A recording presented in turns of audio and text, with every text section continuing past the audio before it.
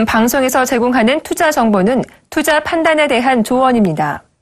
방송에서 제공하는 주식의 가치, 가격 상승 및 가격 하락에 대해서는 방송사에서 보장하지 않습니다.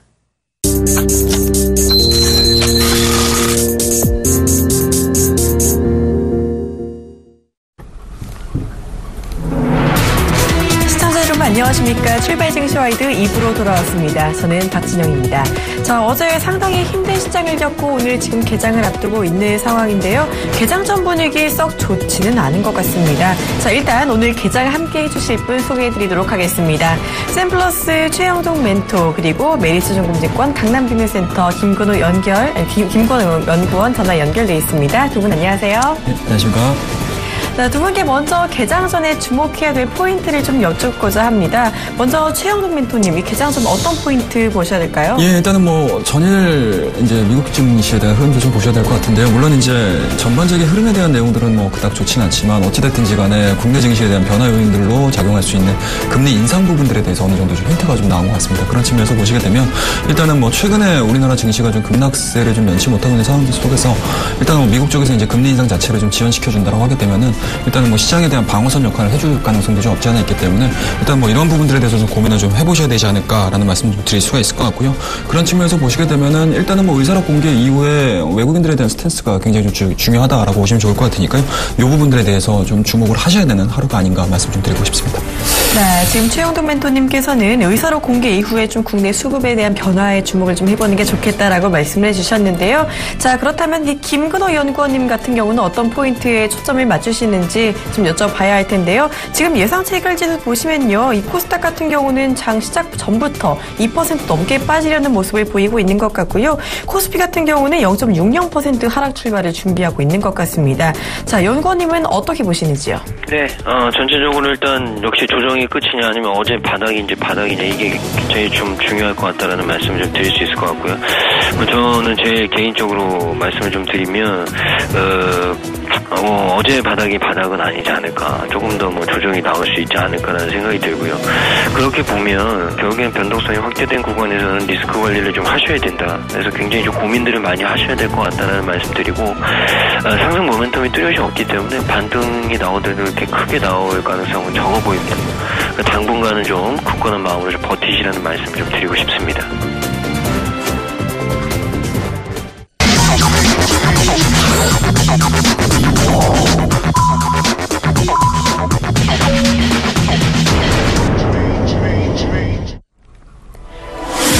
네, 드디어 8월 20일 국내 시장 개장을 했습니다. 자, 오늘 개장 분위기 역시요 썩 좋지는 않은 상황인 것 같은데요. 조금 더 조정이 나올지 조금 우려감을 지어내는 상황인 것 같습니다.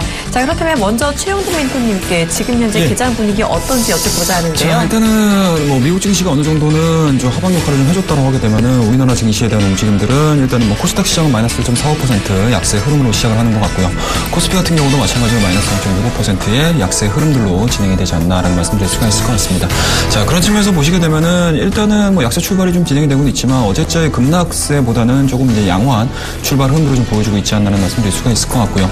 그런 부분에서 보시게 되면 일단은 환율 자체는 시작을 안 했지만 1185원 30전에서 시작을 하고 있다라고 보시면 좋을 것 같고요. 선물 쪽에 대한 움직임도 좀 체크를 좀 한번 해보도록 하겠습니다. 플러스 0.06%의 강세 흐름들로 출발을 하고 있는 상황들이고요. 베이스 자체도 플러스로 진행이 되고 있는 상황들이기 때문에 오늘자 출발 흐름들은 반등에 대한 가능성들을 좀 일단은 내포하고 있다라고 보시면 좋을 것 같고요.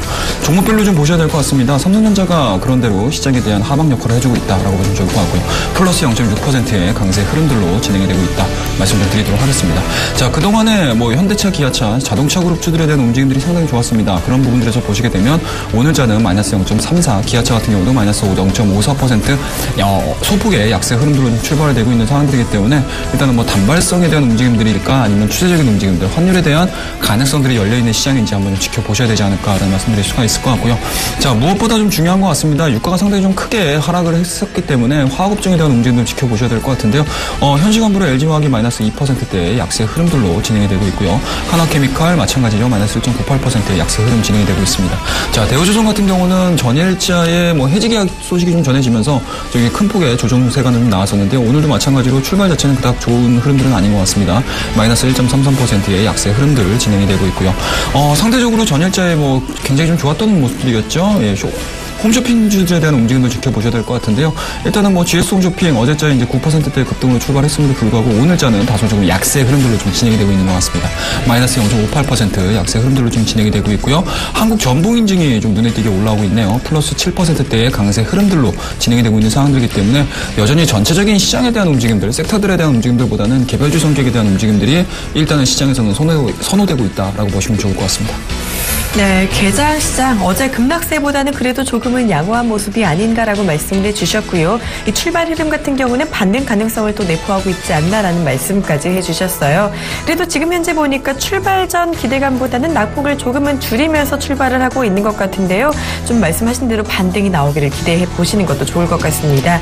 자, 이어서 김근호 연구원님께 업종별 흐름 조금 더 자세하게 말씀을 부탁드립니다.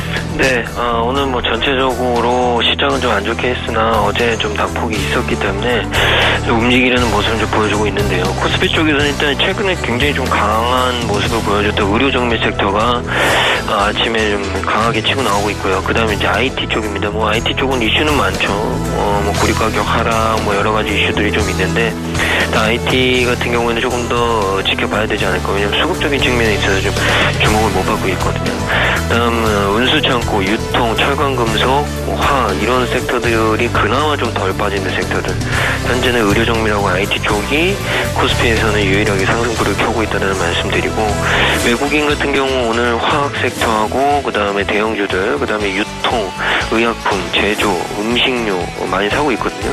섹터들의 특징을 보면 내수에 좀 포커스가 많이 맞춰져 있는 섹터들에 대한 러브콜을 좀 많이 보내고 있다. 역시 변동성에 대한 대비를 좀 하고 있구나 라는 말씀을 좀 드릴 수 있을 것 같고요.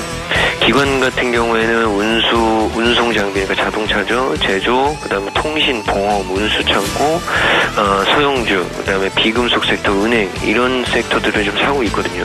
보면은 특징적인 건 역시 통신에 대한 러브콜을 계속 보내고 있고, 보험도 마찬가지입니다. 실적도 좋았고 내수 방어적인 성격을 가지고 있는 섹터들에 대한 러브콜을 좀 보내고 있구나. 이런 말씀 좀 드릴 수 있을 것 같고요. 반면 코스닥 같은 경우에는 그나마 좀 상승불을 켠 섹터는 코스피보다 많아요. 통신 서비스, 유통, 화학, 그다음에 출판 매체, 인터넷, 전기목재, 그리고 비금속하고 소프트웨어, 정보기기, 기계 장비, 운수 장비 부품 이런 것들이 좀 플러스불을 켜고 있고요. 외국인들이 좀 많이 사는 섹터는 IT 쪽 대형주들 좀 사는 것 같고요. 그 다음에 제약 섹터, 유통, 디지털 콘텐츠, IT 하드웨어죠. 그 다음에 통신 장비하고 오락문화, 반도체 이런 섹터들 순으로 외국인은 좀 매수를 하고 있습니다.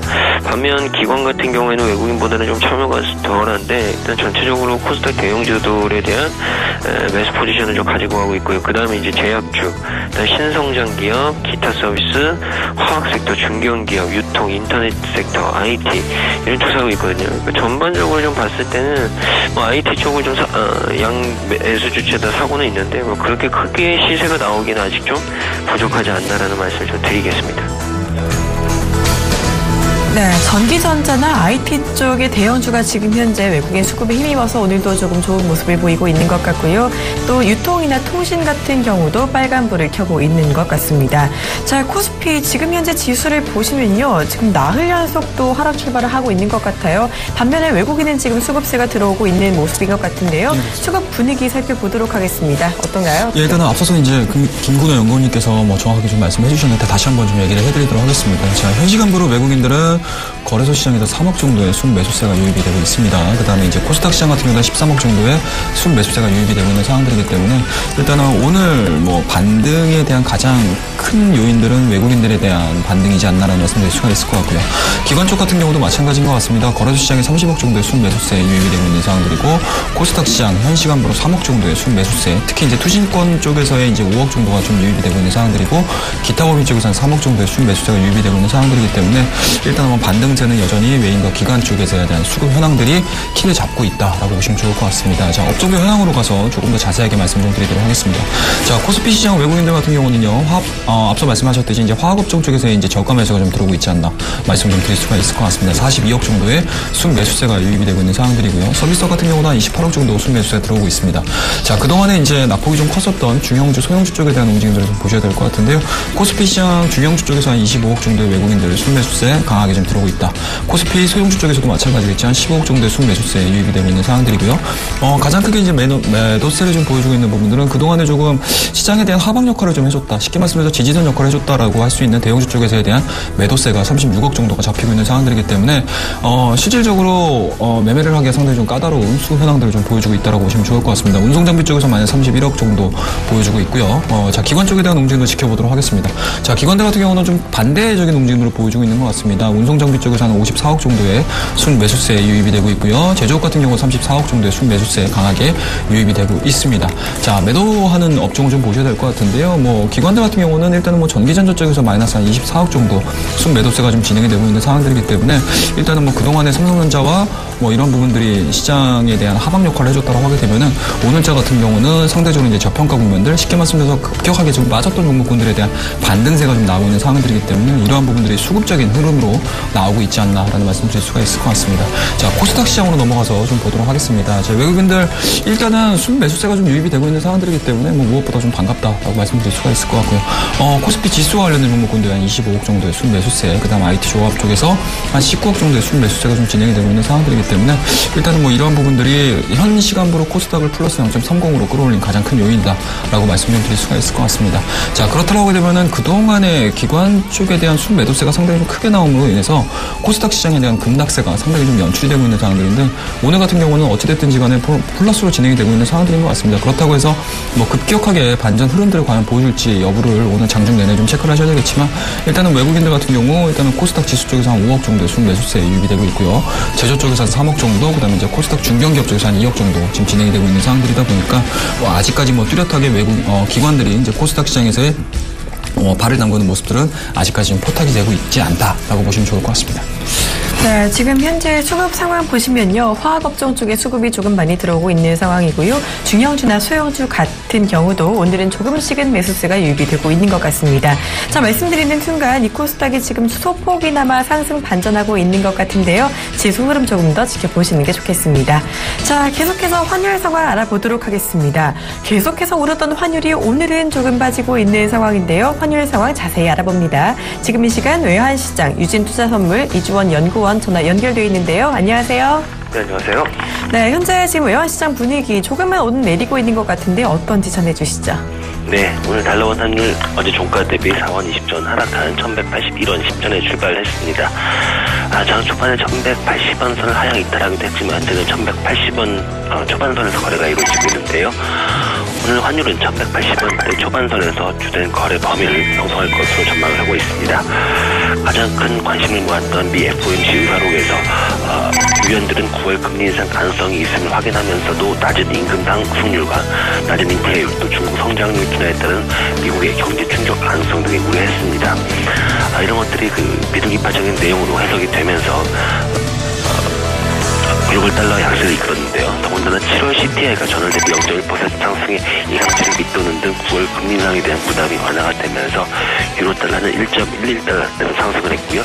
미국의 국제 금리도 하락을 했습니다. 그러면서 여기 환율도 하락을 했습니다. 달러원 1개월물이 1185전에 최종 고가됐습니다. 최근 1개월물 스왑포인트 플러스 1원 50전을 고려하면 어제 현물한 종가였던 1185원 30전보다는 약 1원 80전 정도 하락한 셈이고요. 따라서 오늘 환율은 여기 환율을 반영해서 하락 출발한 이후에 아시아 외환시장에서 달러가 약세를 계속해서 보이고 또 그러면서 손절 물량 등이 나온다면 1170원대로 하락할 가능성도 높습니다.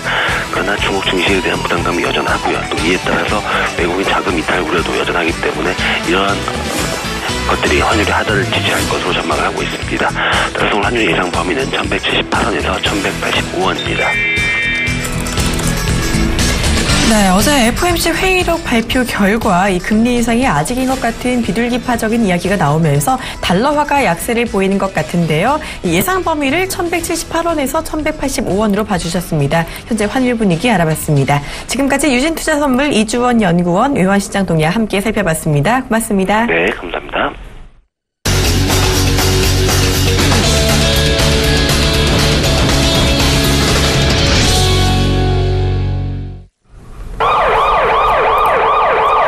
지금 방송에서 제공하는 정보는요, 투자 판단에 대한 조언일 뿐 해당 주식의 가치와 수익률을 보장하지 않음을 알려드립니다.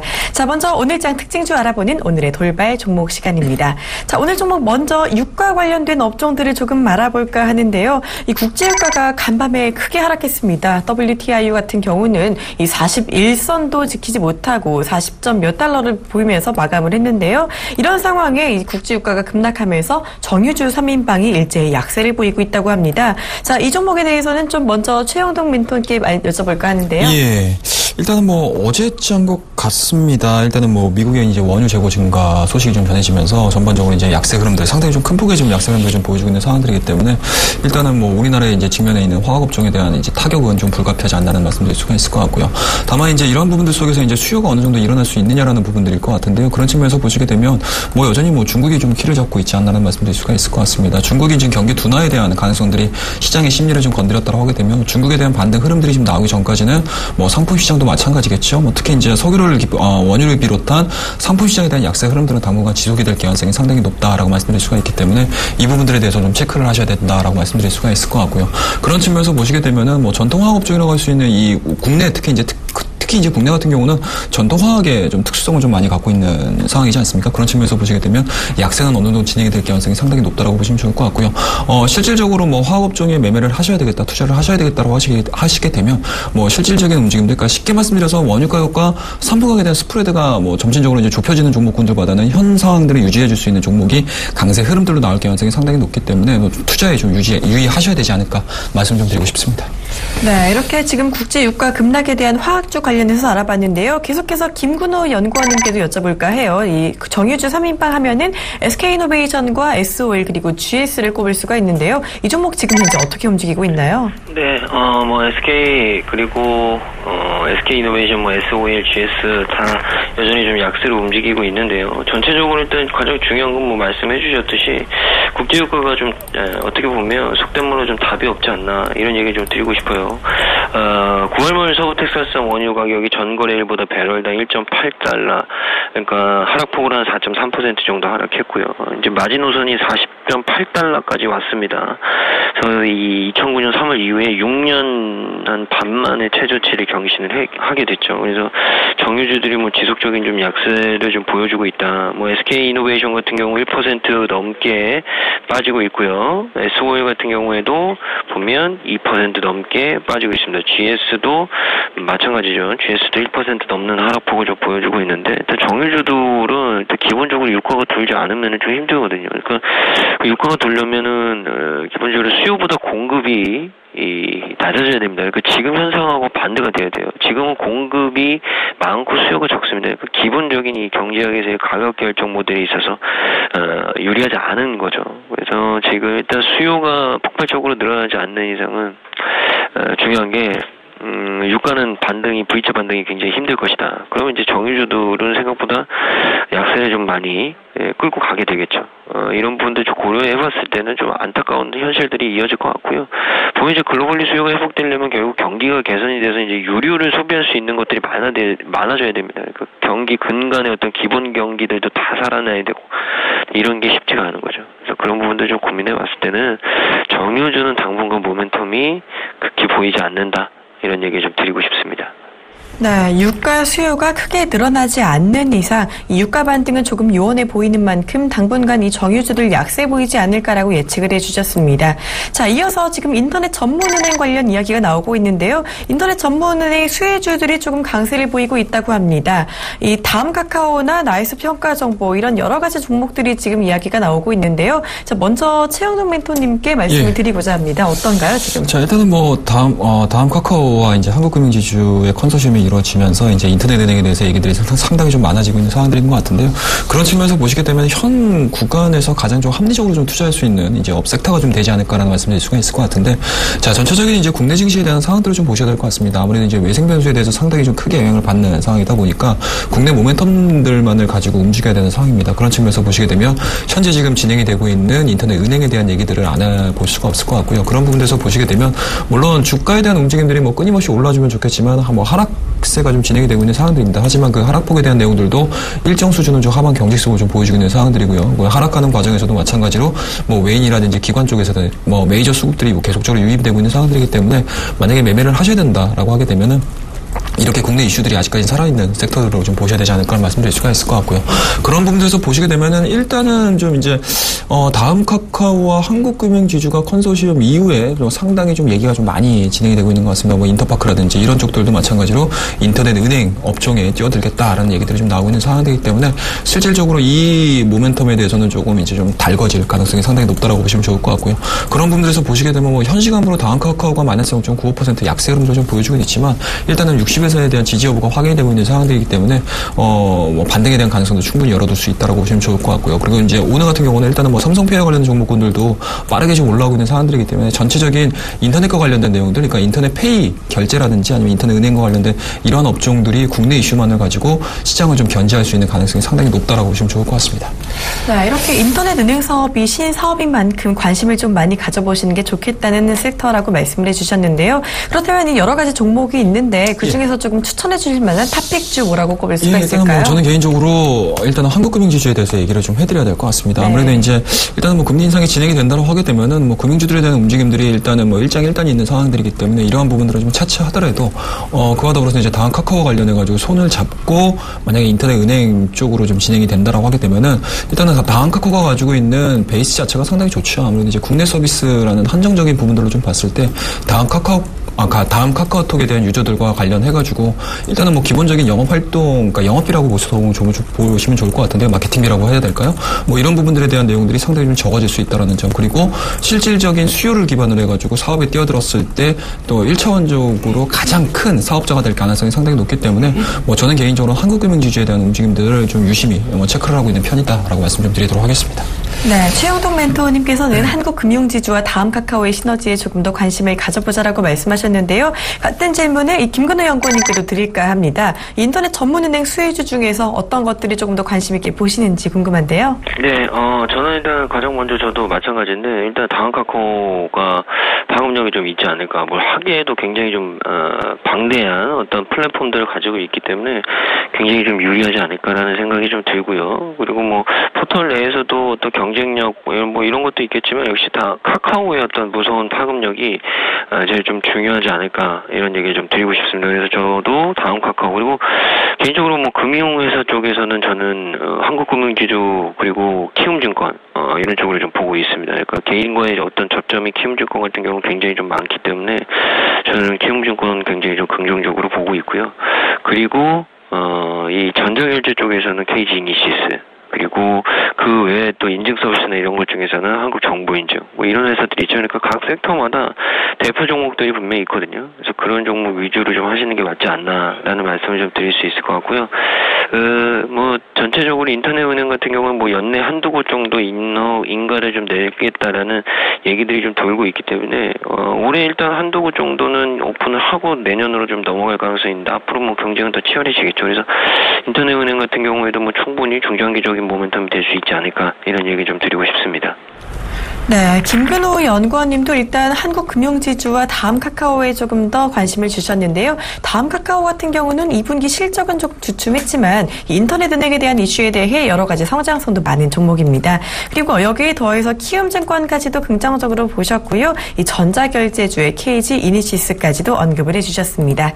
자, 이어서 다음 종목 살펴보도록 하겠습니다. 이번에 알아볼 종목은요, 바로 네이버입니다. 조만간 다음 카카오 이야기를 했었는데요. 이 네이버 같은 좀 라이벌 그룹이라고 볼 수가 있겠죠.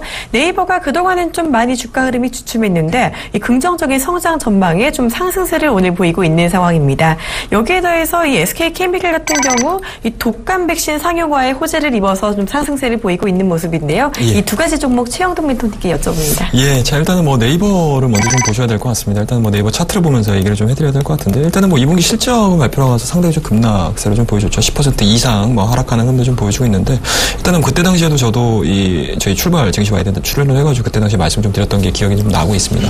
그런 측면에서 보시게 되면 일단은 뭐 2분기 실적에 대한 충격파는 어느 정도 시장에서 흡수가 되고 있는 상황들이고요. 그런 측면에서 보시게 되면 최근 들어서는 뭐 주가가 크게 출렁임에도 불구하고 네이버라든지 이러한 이제 국내 서비스를 위시를 해주고 있는 이러한 기업들에 대한 움직임들은 그렇게 크게 뭐 반응들을 안 했습니다. 그렇다고 되면은 시장은 대변수보다는 오히려 내수 쪽에 대한 움직임들에 좀 크게 반영을 하고 있다라고 보시면 좋을 것 같고요.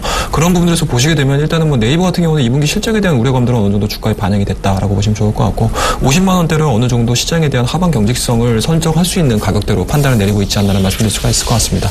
그런 부분들에서 보시게 되면은 해외 쪽에 대한 모멘텀들보다는 오히려 국내 서비스의 모멘텀에 대해서 좀 고민을 많이 하고 있지 않나라는 말씀드릴 수가 있으니까요. 네이버 같은 경우는 뭐 지금 수준에서 뭐 급격하게 V자 반등이 나온다라는 개념보다는 시장에서 좀 안전하게 좀 투자할 수 있는 투자처가 될 개연성이 상당히 높다라고 말씀드릴 수가 있을 것 같습니다. 그런 측면에서 보시게 되면 일단은 뭐 2분기 실적에 대해서 이제 개파락을 하는 부분들일 것 같은데 한 60만 원대까지의 단기적인 기술적인 반등 흐름들 또는 이제 시장인 대비해서 안정적으로 투자할 수 있는 뭐 종목이 될 개연성이 상당히 높기 때문에 뭐 이런 부분들에 대한 내용들로 좀 지켜보시는 게 가장 좀 현명하지 않을까 말씀 좀 드리도록 하겠습니다. 네, 네이버 실적 쇼크에 얼마 전에 꽤 많이 빠졌지만요. 이 주가에 이미 실적 감소분은 반영이 좀 되었다고 볼 수가 있겠고 성장성이 기대되는 만큼 다시 한번 보셔도 좋을 것 같은데요. 자, 아까 여쭤본 그 SK케미칼 같은 경우는 어떻게 보세요? 예, 그렇습니다. 일단 SK케미칼 같은 경우는 상당히 조금 얘기들이 좀 많았습니다. 계속적으로 이제 의학 업종에 대해서 기대감들이 상당히 좀 많았었던 종목인데 뭐 최근 들어서 제약바이오 쪽에 대한 움직임들이 좀 다소 안 좋아지면서 이 종목도 마찬가지로 9만 원이었던 주가 자체가 이제 6만 원대까지 좀 흘러 나오는 모습들이고요. 뭐 그런 측면에서 보시게 되면 일단은 뭐 업종에 대한 내용들은 아직까지 뭐 전체적으로 좀 안정화가 됐다라는 개념보다는 조금 더 흘러낼 수 있는 가능성들 또는 이제 변동성을 좀 수반할 수 있는 가능성을 좀 연출을 해준다라고 말씀 좀 드릴 수가 있을 것 같고요. 다만 이제 오늘 같은 경우는 3% 강세 흐름들을 좀 보여주고 있는데 일단은 뭐 낙폭과대에 대한 움직임들하고 앞서 말씀하셨던 이제 독감 백신에 대한 내용들인 것 같습니다. 뭐 이런 부분들이 뭐 주가에 계속적으로 좀 반영이 되면 좋겠지만 뭐 이러한 부분들에 대한 내용들은 아무래도 좀 일회성일 가능성이 상당히 높다라고 말씀드릴 수가 있을 것 같아요. 그렇다고 되면은 뭐 기술적으로 이제 200일선이라고 말씀드릴 수 있는 한 6만 7천 원대까지의 기술적인 반등 흐름들은 예측해볼 수가 있겠지만 일단은 뭐 전체적인 큰 섹터의 흐름들, 제약바이오 쪽에 대한 반등 흐름들이 좀 나오지 않는다라고 하게 되면 이러한 모멘텀들은 일회성으로 그칠 가능성이 상당히 높습니다. 그렇기 때문에 특히 이제 우리 서울경제를 시청하고 계신 시청자분들께서는 뭐 단발적인 이슈가 갑자기 불거졌다고 해서 쫓아가는 매매보다는 오히려 전체적인 움직임들을 좀 지켜보시면서 매매를 하실 것을 다시 한번 권고를 좀 드리도록 하겠습니다. 네, SK케미칼 6만 7천 원대까지 기술적 반등은 조금 예측을 해볼 수가 있다고 하셨지만요. 일단 이 모멘텀이 일회성인 가능성이 큰 그렇습니다. 만큼 큰 그림을 그리시면서 지켜보시는 게 좋겠다고 언급을 해주셨네요. 자, 아까 전에 국제유가가 급락하면서 울었던 종목들, 정유주들이 약세를 보였다고 했는데요. 반대로 이 유가 이슈에 웃는 종목들이 있습니다. 바로 항공주입니다. 이 항공주가 국제유가 급락에 동반 상승하고 있다는데요. 이 김근호 연구원님께 이 항공주 여쭙고자 합니다. 네. 보통 이제 유가가 빠지면은 극명하게 이제 수익률이 갈리죠. 정유주들은 안 좋고 항공 해운주들은 좋고 뭐 이런 반응들이 있는데 역시 유가가 좀 빠지면서 뭐 항공주들이 반사적인 수혜를 좀 받을 수 있는 부분들이 있기 때문에 오늘 좀 올라오는 것 같다라는 말씀드리고요. 근데 뭐 기본적으로 뭐 대한항공도 그렇고 아시아나항공도 좀 마찬가지지 않을까. 뭐 단순하게 유가가 계속 빠진다고 해서 종목이 뭐 오를 수 있느냐. 근데 보면 주가는 뭐 실상 그렇게 크게 반응 안 했거든요. 그러니까 지금은 모멘텀이 문제가 아니라 시장이 좀 문제다라는 생각으로 좀 받아들이셔야 될 것 같고, 대한항공, 아시아나항공 같은 항공주들, 해운주들은 분명히 유가 하락에 대한 이득을 볼 수밖에 없습니다. 왜냐하면 항공주들은 제트유 쓰고요. 그리고 해운주들은 이 연료 소비를 하죠. 배에. 결국에는 비용이 줄어들거든요. 유가가 줄어들면. 그래서 비용적인 측면에 있어서 수혜를 받을 수 있다. 근데 꼭 아셔야 될 게 비용이 1로 줄면 영업이익이 1이 늘어나는 게 아닙니다. 비용이 1로 줄면 영업이익은 1 플러스 알파로 늘어나거든요. 그런 부분들을 좀 감안했을 때는 분명히 실질적인 수혜는 좀 나올 수 있다라는 부분을 이해하시면 될 것 같고요. 시장이 좀 돌아 나온다면 아시아나항공이나 대한항공 같은 항공주들은 충분히 반등이 좀 이루어질 수 있지 않을까라는 말씀을 좀 드리고 싶습니다. 네, 대한항공과 아시아나항공 이 비용 감소 측면에서 지금 수혜를 받는다고 말씀을 해주셨는데요. 비용이 줄어든다고 해서 이익이 좋아지는 건 아니다라는 말씀을 해주셨습니다. 자, 이어서 다음 종목 알아보도록 하겠습니다. 먼저 알아볼 종목은요, 대우조선해양이에요. 대우조선해양 오늘은 이 드릴십 계약 해지에 지금 약세 보이고 있다고 하는데요. 어떤 상황인가요? 자, 일단은 전일자에 대한 내용들을 좀 보셔야 될 것 같습니다. 대우조선해양에 대한 움직임들을 지켜보셔야 될 것 같은데요. 일단은 앞서서도 말씀드렸듯이 아무래도 이제 그 경기들과 관련해서 특히 이제 조선업종에 대한 내용들은 시장에서 계속적으로 이제 투자 기피 종목으로 계속적으로 좀 언급했었던 부분들일 것 같은데요. 일단은 2분기 실적 안 좋았던 부분들 다 나왔었고요. 다만 이제 이러한 부분들을 찍어내주고 이제 3분기, 4분기 실질적인 이제 수급에 대한 움직임들 또는 이제 수주에 대한 움직임들까지 지켜보셔야 될 것 같은데 좀 엎친 데 덮친 격인 것 같습니다. 물론 이제 오늘자 같은 경우는 1.17%의 반등 흐름들을 좀 나와주고는 있지만 전일자의 영향 속에서 과연 이제 V자 반등을 만들어낼 수 있는지에 대한 여부들은 좀 사실은 시장에서는 좀 판단 내리기 좀 어렵지 않나라는 말씀드릴 수가 있을 것 같고요. 다만 이제 경기가 계속적으로 좀 약세가 진행이 되고요. 앞서 말씀하셨듯이 이제 상품 가격에 대한 흐름들이 계속적으로 좀 약세 쪽으로 진행이 된다고 하게 되면 아무래도 이제 경기에 대한 내용들이 지금 반영이 되고 있기 때문에 그만큼 조선에 대한 이제 수요 흐름들도 상대적으로 약세가 진행이 될 가능성이 상당히 높습니다. 그렇더라고 되면 대우조선이 오늘자 1.50%의 강세 흐름도 좀 보여주고 있지만 이러한 부분들이 연일 지속이 될 가능성은 상당히 좀 낮아진다라고 말씀드릴 수가 있을 것 같고요. 다만 이제 이 종목을 매수를 하는 분들 같은 경우는 사실은 명백하게 매매를 해야 되는 포인트들이 나올 수는 있겠지만 이 종목을 가지고 계신 분들 같은 경우는 이 자리에서 잘라야 되나 아니면 계속적으로 좀 보유를 해야 되느냐에 대해서 고민을 되게 많이 하실 것 같아요. 그렇다고 되면은 이 자리에서는 굳이 매도를 하기보다는 일단은 홀딩 하셔야 되지 않을까라는 말씀드릴 수가 있을 것 같고요. 시장이 전체적으로 펀더멘탈 또는 이제 낮은 주가 밸류에이션에 대한 이제 가능성들을 좀 내포를 하면서 하방향 시장 보여줄 가능성이 상당히 높기 때문에 현 시간으로 대우조선해양은 PBR이 0.16 정도가 지금 나오고 있습니다. 그렇다고 되면은 절대적인 평가 자체는 상당히 좀 낮아진다라고 말씀드릴 수가 있을 것 같고요. 그런 부분들에서 시장에 대한 움직임들 또는 이제 이 업종에 대한 전체적인 섹터 흐름들이 좀 강세로 진행이 돼야 된다라고 하게 되면은 여전히 시장과 관련된 내용들을 체크를 하셔야 될 것 같습니다. 시장 단순하게 이 종목에 대한 악재 흐름들로 빠진다라는 개념보다는 전체적인 시장에 대한 투심 자체가 약해지고 있고요. 업종에 대한 움직임들 자체도 약해지고 있는 상황들이기 때문에 그 부분들에 대해서는 조금 초연해지셔야 되지 않을까라는 말씀드릴 수가 있으니까요. 다만 보유하고 계신 종목 보유하고 계신 투자자분들에 대해서는 일단은 보유 의견 드리겠지만 신규 매수를 하고자 하시는 신규 투자자 입장에서는 좀 스탠바이를 하시면서 업종에 대한 흐름들을 좀 지켜보자라는 말씀 좀 드리고 싶습니다. 네, 대우조선해양 오늘 다시 올라가고는 있어요. 지금요. 이 종목 보유하신 분들은요. 일단 홀딩하시는 게 어떨까라고 말씀을 해주셨고요. 신규 매수는 조금 더 기다려보는 게 좋겠다라고 말씀을 해주셨죠. 일단 이 종목 관련해서는 계속해서 시장 움직임에 초점 맞추시는 게 좋겠습니다. 자, 이어서 알아볼 종목 역시 한 번 더 최영돈 멘토님께 여쭤볼 텐데요. 이번에 알아볼 종목 반도체 장비주죠. 기가렌입니다. 이 종목 지금 현재 정부 정책에 대한 수혜를 받고 있는 모습인데요. 지금 정부 사업에 우선 협상 대상자로 선정됐다고 해요. 어떤가요? 자, 일단은 앞서서도 말씀드렸듯이 국내 이슈들 특히 이제 이게 당일에 발생되고 있는 이슈들에 의해서 주가들이 상당히 좀 크게 움직이고 있는 모습인 것 같습니다.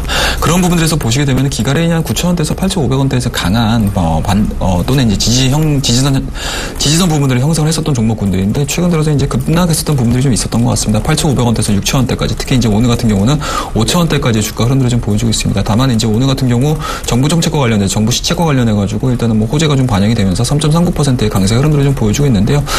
동종목 같은 경우는 좀 아쉽죠. 개인적으로는 일단은 사물인터넷과 관련해서 상당히 좀 기술력이 있는 회사라고 좀 알려져 있는데 그만큼 실적적인 부분들 또는 이제 기술에 대한 기술력들이 어느 정도 시장에서 인정을 받았었던 부분들이었던 것 같습니다.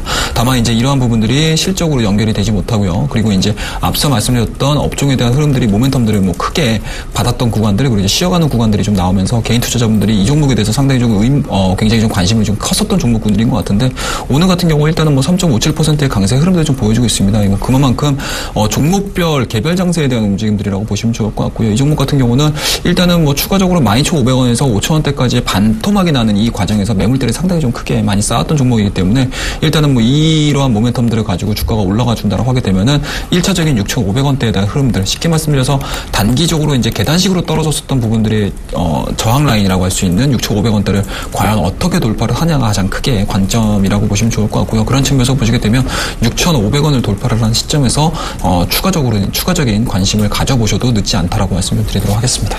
네, 이렇게 기가레인 사물인터넷 관련해서 기술력이 있다는 회사라고 말씀을 해주셨는데요. 실적과 연결이 잘 되지 않아서 아쉬웠다라고 보셨습니다. 이런 정부 정책 모멘텀을 가진 만큼 이 6,500원 돌파를 일단 지켜보시는 게 좋겠다고 하셨네요. 자, 이어서 김근호 연구원님께 바이오 관련주들 여쭤볼까 합니다. 자, 먼저 그동안 좀 힘들었던 섹터기도 한데요. 먼저 홈캐스트입니다. 홈캐스트가 지금 현재 황우석 박사의 일본 배아줄기세포 등록 신청에 상승하고 있다고 하고요. 이어서 그동안 조금 많이 변동성이 컸던 종목이죠. 진원생명과학까지 이 메르스 백신 동물 실험 성공에 급등하고 있다는 모습 보이는데요. 두 종목 함께 부탁드립니다. 네, 홈캐스트 같은 경우에는 이제 황우석 박사의 일본 배아줄기세포 등록 신청 때문에 오늘 오름세를 보여주고 있죠. 질병관리본부 관계자가 황우석 박사가 대법원 판결 이후 일본 배아줄기세포에 대한 등록 신청을 했다. 180일 이내에 이제 등록 여부가 결정된다. 등록이 완료되면 이제 11년 만에 해당 줄기세포주를 연구 목적으로 이용할 수 있게 됐다. 이런 얘기들이 나왔죠. 그래서 이제 황우석 박사가 H바이오의 3자 배정 유상증자 참여해서 이 홈캐스트 같은 경우 이 유상증자에 참여를 하면서 결국에는 이제 홈캐스트와 황우석 박사 H바이오과의 관계가 굉장히 좀 가까워졌죠. 그래서 이런 부분들 때문에 오늘 홈캐스트가 좀 급등을 하는 모습인데, 아시겠지만 보통 이런 뉴스들은 일단 오늘 급등하는 뉴스고요. 또 한 가지는 이제 아직 확정이 된 것은 아니기 때문에 변동성은 얼마든지 좀 있을 수 있다. 그래서 그런 부분에 대해서 좀 고민들 해보시라는 말씀 좀 드리고 주의는 하셔야 됩니다. 일단 오늘 8,000원이 올라왔는데 일단 이 배아줄기세포 등록이 완전하게 완료가 되는지 안 되는지에 따라서 주가는 굉장히 좀 극명하게 변동성을 보여줄 수 있다라는 말씀 드리고요. 반면 이제 진원생명과학 같은 경우에 기존에 이제 기술 수출력 그리고 오늘은 또 메르스 백신 이런 것들이 연달아 터지면서 최근에 좋은 모습 보여주고 있는데 이 메르스 백신 동물 실험을 성공을 했죠. 메르스 DNA 백신 원숭이 실험을 해서 100% 예방 효과를 확인했다고 얘기를 했습니다.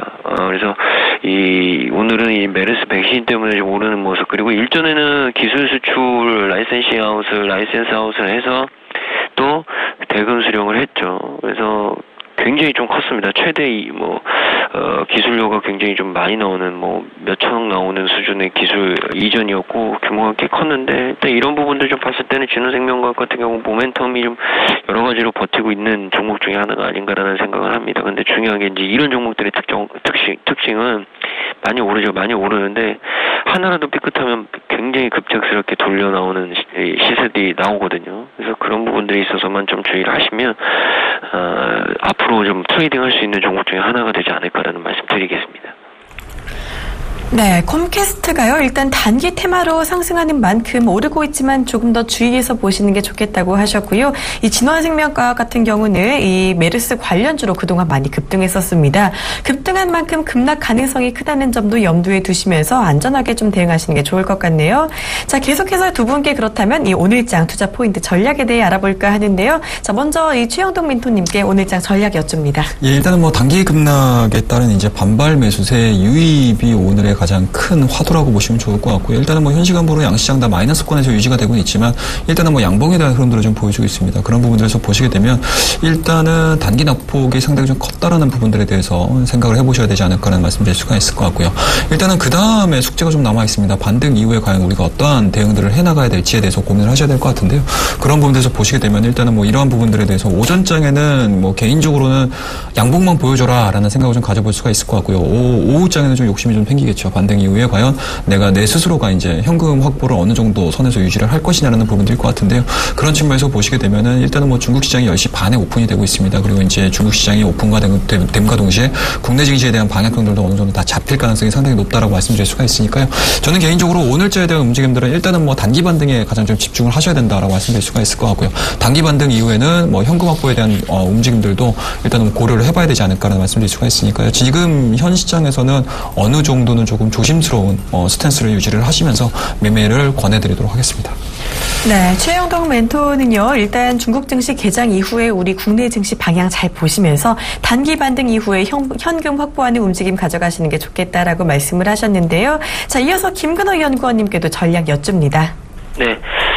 저도 뭐 비슷합니다. 제가 봤을 때는 이 변동성은 분명히 크거든요. 그러니까 조심하셔야 되는 게 현금 비중을 좀 가져가셔야 된다는 얘기를 좀 드리고 싶고요. 변동성을 이겨내기 위해서는 한 발짝 좀 물러서 있는 것도 방법이에요. 너무 공격적으로 하시려고 하지 마십시오. 그러신 분들 계시죠. 계좌에 주식이 없으면 마음이 불편하신 분들이 몇 분 계십니다. 근데 그러시면은 절대 안 됩니다. 지금 장은 굉장히 좀 침착하셔야 되고요. 전반적으로 좀 봤을 때는 변동성이 클 수 있기 때문에 현금 비중을 꼭 가져가시라는 말씀 다시 한번 강조를 드리겠습니다. 그래서 변동성 확대 지속 구간으로 작용하고 있는 지금 그 반등이 오늘 나오더라도 사실 우리가 원하는 수준의 반등일까라는 의문도 들어요. 그러니까 어제 밑꼬리도 사실은 뭐 우리가 원하는 수준의 뭐 지금까지의 반등을 다 덮을 수 있는 하락을 덮을 수 있을 만큼의 반등이냐? 아니거든요. 그러니까 전혀 의미 없는 반등입니다. 그러니까 많이 빠져서 단순하게 이제 기술적으로 반등하는 부분들이니까 뭐 반등한다고 너무 또 들뜨지들 마시고요. 그러니까 지금은 현금 확보 비중을 좀 가져가야 되는 시장이구나라는 말씀 드리겠습니다. 네, 금요나 연구원님 역시 변동성 커지는 이 시장이니만큼 역시나 현금을 확보하는 게 좋겠다고 전략을 말씀해 주셨는데요. 자, 이어서 최영동 멘토님 공개 방송 있으시다고요? 예, 그렇습니다. 이제 오늘 밤 8시에 샘플러스를 통해서 공개 방송을 진행을 하고 있습니다. 이제 어제자에 제가 모방을 진행을 했었는데요. 어제 제가 추천드렸던 한국정보인증이 뭐 현시간으로 상당히 좀 좋은 모습으로 좀 보여주고 있습니다.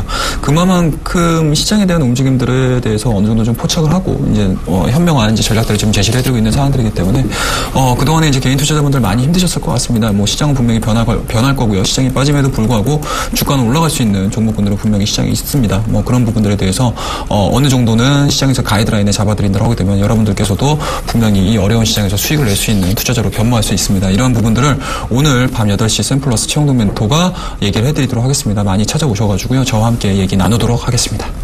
네, 이렇게 힘든 시장 공개 방송에 관심 조금 가져가시면서요. 고민 해결하시기 바랍니다.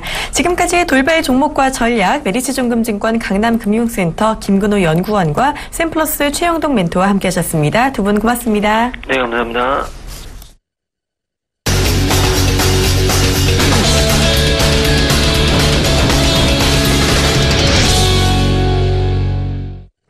네, 현재의 시장 점검 한번 해보고 지나가도록 하겠습니다. 조금 전에 반등을 할 기미를 보이던 코스닥이 다시 지금 파란불을 켜고 있고요. 코스피도 지금 현재 0.5% 빠지고 있는 상황입니다.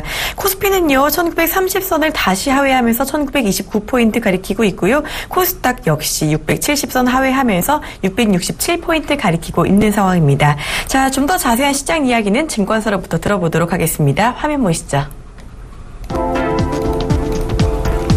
먼저 최희생 차장 의견입니다. 이 반등이 없다면 한국에는 답이 없는 시장이다라고 조금 강한 이야기를 해주셨고요. 메리츠증권증권 정영훈 과장의 의견은요. 원화 약세 수혜주, 특히 패션 OEM 및 낙폭과대와 수출 대형주 쪽에 초점을 맞추는 게 좋겠다라는 전략을 주셨습니다. 김현겸 주식팀장님의 의견은요. 포트폴리오 재편의 기회가 온 게 아니냐라는 이야기를 주셨고요.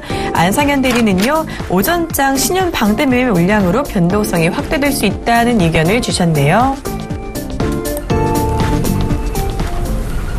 네, 지금 이 시점이 포트폴리오 재편의 기회다라고 말씀을 주신 분입니다. 지금 이 시간 동부증권 용산지점 김현겸 주식팀장 전화 연결해서 이야기 들어보도록 하겠습니다. 팀장님 안녕하세요. 네, 안녕하세요. 네, 이 포트폴리오 재편의 기회라고 하셨는데 어떤 전략 자세히 부탁드립니다. 예, 최근에 대외적인 악재가 여러 곳에서 부각이 되고 있습니다. 아무래도 중국 쪽에서 위안화 절하 이후에 코스닥 시장 영향을 많이 받았고요. 또한 지금 9월에 이제 FOMC 금리 인하 관련된 그 이슈 역시 계속해서 불확실성이 남아있는 그런 상황으로 판단이 되는데요. 그래서 이제 시장 역시 가장 좀 혼란스러운 시기가 아닌가 그렇게 판단하고 있습니다. 하지만 중요한 점은 지금 2분기 실적이 다 발표가 됐는데요. 과연 우리 기업들의 실적이 부진했는지 삼성전자를 제외하고는 오히려 실적이 개선됐다. 또한 7월에 수출 입동량을 보신다면 수출 관련 역시 물량으로는 계속해서 늘어나고 있다라는 관점에서 앞으로 하반기에는 오히려 기업들의 실적이 좀 양호해질 수 있겠다라는 그런 펀더멘털적인 관점에서 냉정하게 시장을 좀 판단할 필요가 있을 것 같고요. 또한 그 최근 한 달 동안에 원달러 환율이 1,100원에서 1,200원 근처까지 지금 빠르게 상승을 하면서 위안화 절하에 대한 이야기는 많이 있지만 원화의 절하에 대한 그런 긍정적인 이야기는 지금 시장에서 나오고 있지 않죠. 하지만 위안화 환율을 보시다면 위안화가 절하되었음에도 불구하고 최근의 동향은 큰 움직임이 없다라는 측면에서는 이런 중국과 우리나라의 직접적인 그런 환율 관계에서는 크게 지금 큰 틀에서 변하는 게 없다. 여기에 좀 초점을 맞추시면 좋을 것 같고요.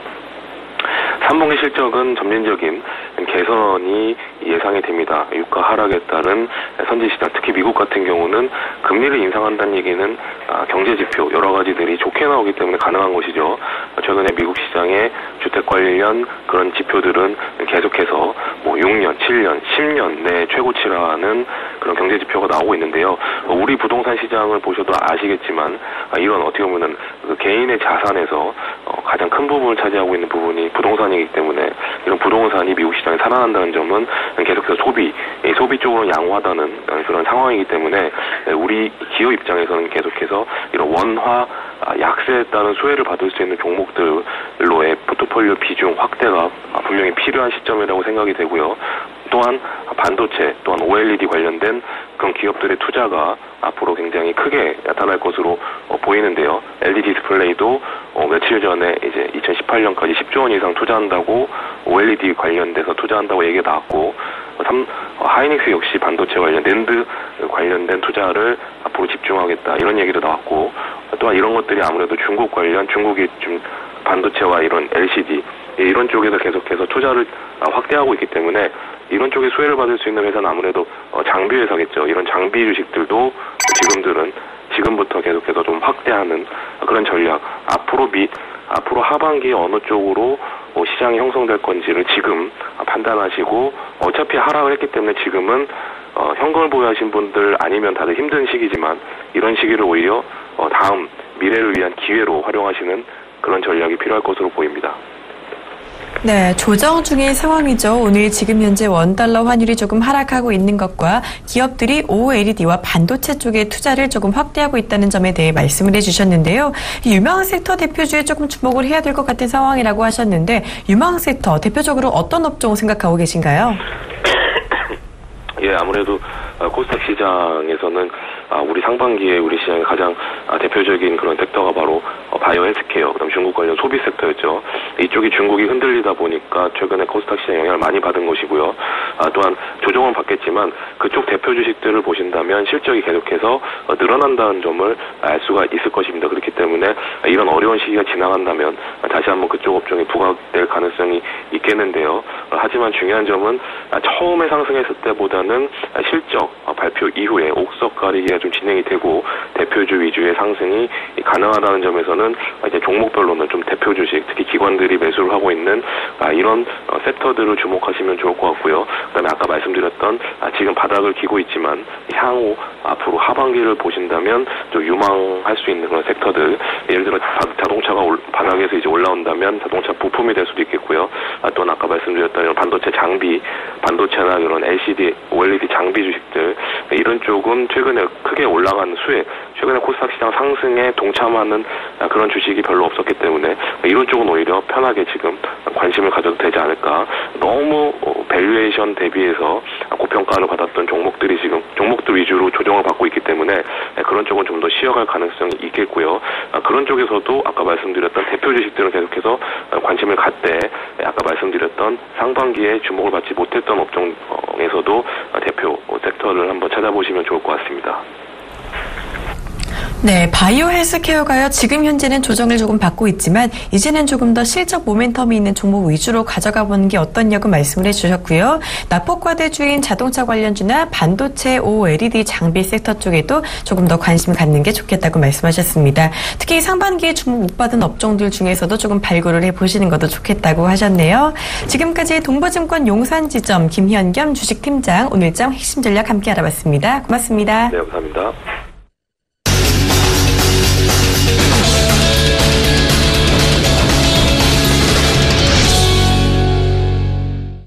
네, 선물시장 맥점과 투자 전략 알아보는 시간입니다. 지금 이 시간 샘플러스 손석빈 멘토님과 함께하겠습니다. 안녕하세요. 네, 안녕하세요. 네, 현재 지금 선물지수 조금 하락하고 있는 것 같은데요. 먼저 수급 상황부터 살펴주시죠. 네, 일단 수급부터 말씀드리도록 하겠습니다. 자, 개인 현물 210억 순매수 중이고 외국인 501억 순매도 중입니다. 기관 193억 순매수 보여주고 있고 선물 수급 살펴보면 개인 419계약 순매수, 외국인 427계약 순매수, 기관 637계약 순매도 중입니다. 옵션 수급 살펴보면 개인 콜옵션 1873계약 순매수, 풋옵션 372계약 순매수 중이고 외국인 콜옵션 6053계약 순매수, 풋옵션 4152계약 순매수 중입니다. 기관 콜옵션 6926계약 순매도 중이고 풋옵션 3503계약 순매도 중인데 일단 지금 수급적인 모습을 보여주면은 수급적인 특징을 보면은 외국인 같은 경우 어제 초반 오전 장만 해도 굉장히 좀 매수세를 좀 많이 보여주고 있었는데 매도세로 좀 어제 후반부에는 다 매도세로 좀 돌아서는 모습을 좀 보여줬고 기관도 마찬가지로 어제 오전부터 좀 매도세를 좀 보여주는 모습을 보여주고 있습니다. 지금 같은 경우는 외국인 같은 경우는 상하방 움직임에 대한 변동성 대응만 좀 해둔 상태고 기관 같은 경우는 지금 변동성을 좀 막고 있는 모습이기 때문에 시장이 좀 쉽사리 움직이기는 조금 어려운 모습을 좀 보여주고 있습니다. 자, 오늘의 주요 거래 전략 말씀을 드리겠습니다. 상승 1차 저항선이 235, 상승 2차 저항선이 238, 하단 1차 지지선이 231.5, 하단 2차 지지선이 230에 형성되어 있습니다. 어제 국내 시장은 좀 오전에 하락이고 큰 변동 없이 233 가격을 좀 지지해주면서 고가에 좀 마무리된 모습을 보여주고 있고 오늘 시장은 어제부터 좀 기관의 매도세 영향으로 아직 하락을 좀 벗어나지 못하고 있는 모습을 보여주고 있고 기관이 1950선에서는 좀 지수 방어가 좀 강하게 좀 들어와야 될 타이밍에 기관이 지수 방어는커녕 매도를 좀 하고 있었기 때문에 쉽사리 시장을 좀 매수세로 좀 전환하기는 어려울 것으로 보고 있고 FOMC 지금 회의록 결과치가 좀 시장에 어느 정도 좀 우호적인 전망이었는데 당분간 시장을 상승으로 좀 돌리기는 좀 힘들 것으로 보고 있습니다. 일단 15분 봉상 종가로 233이 좀 돌파가 되면은 그때부터는 매도 진입하는 것이 유리하고 그 전까지는 좀 약하게 좀 매수세들이 233 가격 지지 좀 노리고 단발성으로 좀 수급이 좀 들어오고 있는 모습이기 때문에 매수를 잡으시더라도 매수는 최대한 짧게 정리를 하시는 게 유리하고 지금 같은 경우에는 15분선 종가로 이미 233이 돌파가 된 상태이기 때문에 지금부터는 오늘은 매도를 좀 노리시는 게 계속 좀 유리한 상태가 되겠습니다. 일단 지금 매도는 15분선 종가가 233을 좀 돌파를 했기 때문에 매도를 진입하시는 게 유리하고 지금 매도는 박스권에 지금 국내 장세가 약 4년간 박스권 장세인데 이 4년간 박스권 장세의 역사적 저점이 231.45입니다. 그렇기 때문에 231.50 부분에서는 정리를 한번 하시는 게 유리하고 매도를 잡으셔서 지금 현재 정도 가격에 매도를 잡으신 이후에 231.50 부분에서 정리하시면 되겠습니다. 네, 선물시장 지금 현재 기관 매수 유입이 조금 약한 상황이라고 말씀을 해주셨는데요. 당분간 이 시장 상승은 조금 어려울 것이라고 말씀을 해주셨어요. 매수는 최대한 짧게 잡으시고 오늘은 매도가 조금 더 유리한 상황이지 않을까라고 해주셨습니다. 자, 이렇게 오늘 선물시장 전략 샘플러스 손석빈 멘토와 함께하셨습니다. 고맙습니다. 네, 감사합니다. 네, 지금 현재 코스피와 코스닥 계속 하락세를 보이고 있는 상황입니다. 그래도 요 며칠간만큼의 큰 낙폭은 나오지 않고 있는 상황인데요. 잠시 후 중국 증시 개장 이후의 방향을 조금 더 지켜보시는 게 좋을 것 같습니다. 저는 잠시 후 증시 탑5 시간에서 뵙도록 하겠습니다. 고맙습니다.